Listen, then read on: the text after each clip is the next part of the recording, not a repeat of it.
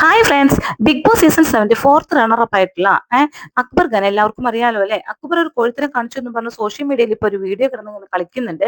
ആ ടോപ്പിക്കാണ് നമ്മൾ പറയാൻ പോകുന്നത്.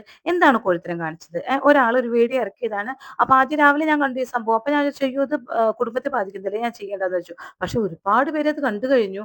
അതുപോലെ ഇത് ഒന്ന് രണ്ട് പേര് ഇരുന്ന് ചെയ്തും തുടങ്ങി. അപ്പൊ എനിക്ക് തോന്നി, ഞാനിപ്പോ പറഞ്ഞില്ലെങ്കിലും ഇതെല്ലാവരും ഇപ്പൊ അറിഞ്ഞുകൊണ്ടിരിക്കും. പിന്നെ ഇപ്പൊ ഞാനായിട്ട് എന്തിനാ എന്റെ അഭിപ്രായം പറയാതിരിക്കുന്നത് എന്ന് വിചാരിച്ച് ഞാൻ ആ വീഡിയോ ചെയ്യാവുന്നതാണ് കേട്ടോ. ഓക്കെ, ഇത് പറയുന്ന വ്യക്തി എന്താ പറയുന്നത് വെച്ചിട്ടുണ്ടെങ്കിൽ, ഈ ആളെ ഈ അക്ബറിനെ വെളിച്ചത്ത് കൊണ്ടുവരണം, ഇത്രയും വൃത്തികെട്ട ആളാണെന്ന് വെളിച്ചത്ത് കൊണ്ടുവരണം എന്ന് വിചാരിച്ചുകൊണ്ടാണ് ഞാൻ ഈ വീഡിയോ ചെയ്യുന്നത് അയാൾ പറയുന്നു. അപ്പൊ എന്ത് കോഴിത്തരമാണ് കാണിച്ചത്, നമുക്ക് അതിനെ കുറിച്ച് സംസാരിക്കാം. അതിന് മുന്നേ ചാനൽ ഒന്നല്ല ഒരു സബ്സ്ക്രൈബ് ചെയ്യുക, ഷെയർ ചെയ്യുക, ലൈക്ക് ചെയ്യുക, ബെൽ ബട്ടൺ കൂടി അമർത്തിക്കോട്ടെ. അപ്പൊ ആദ്യമായിട്ട് ഇയാൾ കോഴിത്തരം പറയുന്നേക്കാൾ മുന്നേ തന്നെ നമുക്ക് ആദ്യമായിട്ട് പറയുന്നത് ഡേറ്റിംഗ് ആപ്പുകളെ കുറിച്ചിട്ടാണ്.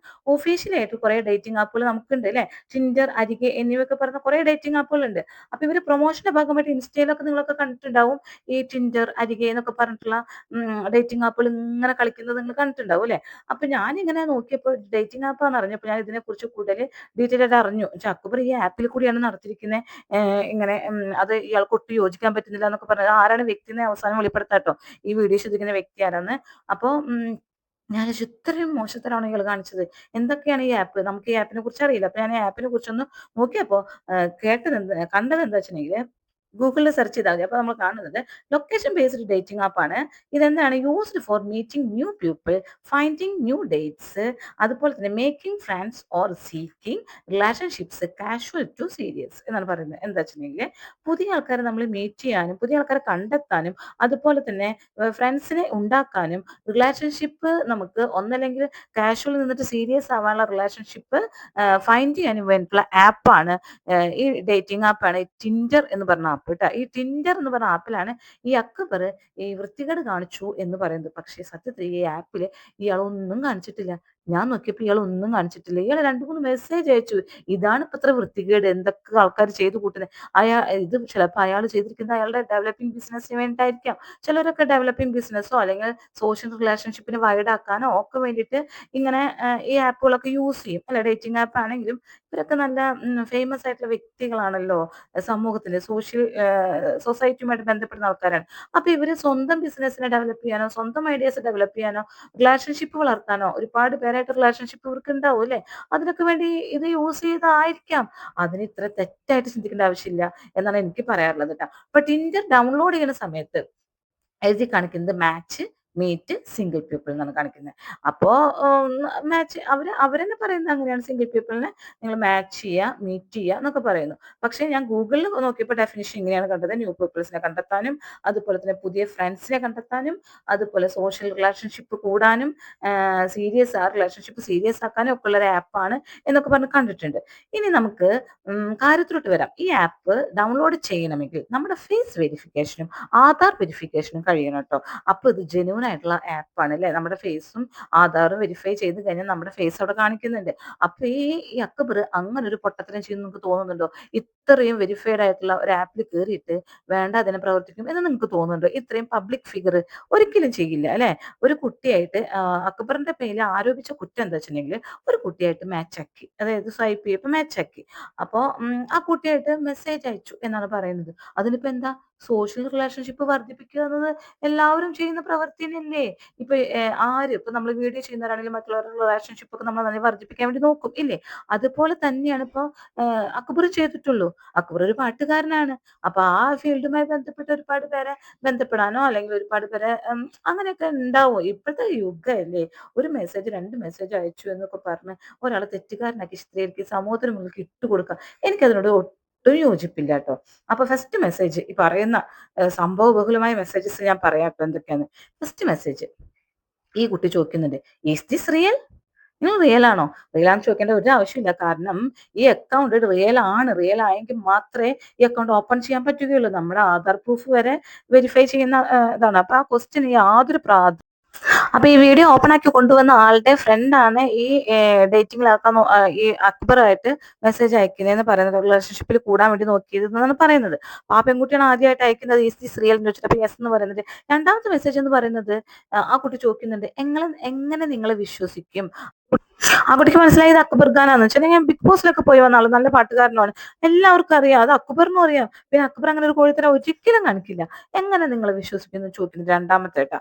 അപ്പോ അക്ബർ ചോദിക്കുകയാണ്, വിശ്വസിക്കാൻ എന്തു ചെയ്യണം എന്ന് അങ്ങോട്ടും തിരിച്ചു ചോദിക്കുന്നുണ്ട്.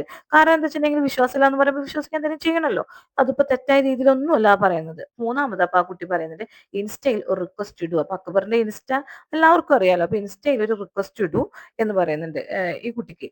അപ്പം മനസ്സിലാക്കാം എന്നുള്ള ലെവലില് അങ്ങനെ ചെയ്യുന്നുണ്ട്. ഒപ്പം അതുപോലെ തന്നെ നമ്പറും ഷെയർ ചെയ്ത് കൊടുത്തു. ഇതാണ് ഇപ്പൊ ഏറ്റവും വലിയ തെറ്റ്. ഇയാളുടെ പേഴ്സണൽ നമ്പർ ഷെയർ ചെയ്ത് കൊടുത്തു. ഇതിന് തെറ്റാണോ? അയാളുടെ പേഴ്സണൽ നമ്പർ മറ്റുള്ളവർ അറിഞ്ഞാൽ എന്താണ്? അയാൾക്ക് കുറെ കോൾസ് വരും, അയാൾ ബുദ്ധിമുട്ടേണ്ടി വരും, അത്രയേ ഉള്ളൂ. അത് അയാൾക്ക് ഇഷ്ടമാണെങ്കിൽ പിന്നെ മറ്റുള്ളവർക്ക് എന്താ പ്രശ്നം? അപ്പോ ഒരു പെൺകുട്ടിക്ക് നമ്പർ എന്തിനു ഷെയർ ചെയ്ത് കൊടുത്തു? അപ്പൊ അത്രയും വൃത്തികെട്ടവനായത് കൊണ്ടല്ലേ എന്നൊക്കെ പറഞ്ഞു. അപ്പൊ വൃത്തികെട്ടവനെ ശരിക്കും കാണാത്തതുകൊണ്ടാണ് ഇവരിതൊക്കെ പറയുന്നതെന്ന് എനിക്ക് തോന്നുന്നത്. ഒരു നമ്പർ ഷെയർ ചെയ്ത് കൊടുത്തു. ഇപ്പോഴത്തെ കാലഘട്ടത്തിൽ ഇതൊന്നും നടക്കാത്തതല്ലേ. ഈ അക്ബറിന് ഭാര്യയുണ്ട് എന്ന് വിചാരിച്ച് നമ്പർ ഒരു കുട്ടിക്ക് ഷെയർ ചെയ്ത് കൊടുക്കാൻ പറ്റില്ല. ചീത്ത അർത്ഥത്തിലാണോ നമ്പർ എല്ലാവരും ഷെയർ ചെയ്യുക? നമ്മൾ ഒരാൾക്ക് നമ്പർ ഷെയർ ചെയ്ത് കൊടുക്കുക ചീത്ത അർത്ഥമാണോ? ഇനിയിപ്പോ ആ ആപ്പിൽ കയറിയത് കൊണ്ടാണോ? അയാൾക്ക് അയാളുടെ ബിസിനസ് ആവശ്യത്തിനോ എന്തെങ്കിലും ആവശ്യത്തിന് അയാൾ കയറിയിട്ടുണ്ടാവും. ഇതൊന്നും ഒരു തെറ്റേ അല്ല. ഇതിലിപ്പോ ഈ കുട്ടി പറയുന്നുണ്ട് കേട്ടാ, എന്റെ പേഴ്സണൽ അഭിപ്രായമാണ് ഞാൻ പറയുന്നതെന്നൊക്കെ പറയുന്നുണ്ട്. പേഴ്സണൽ അഭിപ്രായമാണെങ്കിലും അതൊരു സോഷ്യൽ മീഡിയ വഴിയാണല്ലോ പറയുന്നത്. അപ്പൊ മറ്റുള്ളവരെല്ലാവരും ഇത് കേൾക്കൊണ്ടിരിക്കും. അപ്പൊ ഇത് ഈ ആൾക്ക് ഈ വ്യക്തിഹത്യ ചെയ്യുന്ന പോലെ ആയിരിക്കില്ലേ ഇയാൾ ഒരു തെറ്റും ചെയ്യാതെ എന്നാണ് പറയുന്നത് കേട്ടാ. അപ്പൊ ഇനി നാലാമത് അക്ബർ അങ്ങോട്ടാണ് മെസ്സേജ് അയക്കുന്നത്. ലെറ്റ്സ് നോ ഈച്ച് അതർ, നമുക്ക് അങ്ങോട്ടും ഇങ്ങോട്ടും അടുത്തറിയാം, പരിചയപ്പെടാം എന്നുള്ള ലെവലിൽ പറയുന്നുണ്ട്. അക്ബറിനെ ആ കുട്ടിക്ക് അറിയാൻ പറ്റും, അത് അക്ബർക്കും അറിയാം അല്ലെ.